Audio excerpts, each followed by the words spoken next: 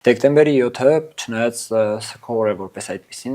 մասնավորապես շիրակցիների, գյումրեցիների համար, բայց բավականին աղմուկ կար նաև այս օրվա շուրջ, որը նաև մի փոքր քաղաքականացվեց։ Ասում էին պատարագին հրավիրվել են նաև դպրոցներից, օգտագործվել է պետական լեզրակներկա, այդպիսի բան թե ոչ։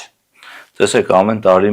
միշտ նույն պատկերն է ու միշտ նույն ձևով է տեղի ունենում։ Ոչ թե պատարագին են հրավիրվել դպրոցներ կամ պոլիկլինիկաներ կամ տեսչական մարմիններ կամ ուժային կառույցներ, այլ հրավիրվել են բոլորին տեղեկացվել է, որ մարզպետը ժամը 10:30 հուշարձանի մոտ պետք է բսակադրության արարողություն լինի եւ բնականաբար մեր ենթակա կառույցները, ոչ միայն մեր ենթակա կառույցները, համախմբված բոլորս միասին գնացել ենք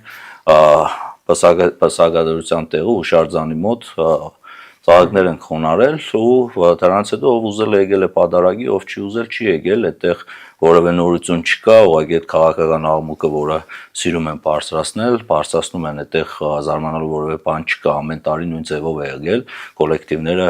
միասին գնացել են ծաղիկներ տնելու։ Եվ քննարկվում էր հոգևորական կազմակերպչական մասով Կարեն Պետրոսյանի, իսկ արդեն ռեսուրսների մասով ձեր, այսինքն երկու դեպքում էլ դեպի պատարագ ուղեկցում չի եղել, զուտ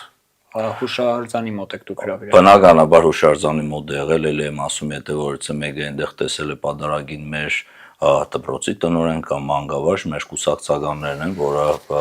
մարդիկ իրանք ազատ են եղել եւ իրանք կամքն է եղել։ Պատարագին գնալը, զոռով տանել պատարագին, դա անհասկանալի է, պատարագ կազմակերպել անհասկանալի է, պատարագը ամեն կիրակի պատարագ է լինում եւ այդ օրն էլ հենց համընկավ դեկտեմբերի 7-ի հետ եւ մեր զոհերի հիշատակին պատարագ է մատուցվել, ասենք այդ բերել ամեն բանի մեջ մենք քաղաքական ենք մտցնում, որպես այդպեսի չի կարելի, տեղեր կա, որ չի կարելի դա ամեն ինչը մտցնել։ Սուրբ պատարագ էր, որը մեր զոհերի հիշատակին էր եւ ովքեր ցանկություն ունեցել են այնտեղ ներկա են եղել։ Մարդկանց զոռով պատարագ տանելը որն է։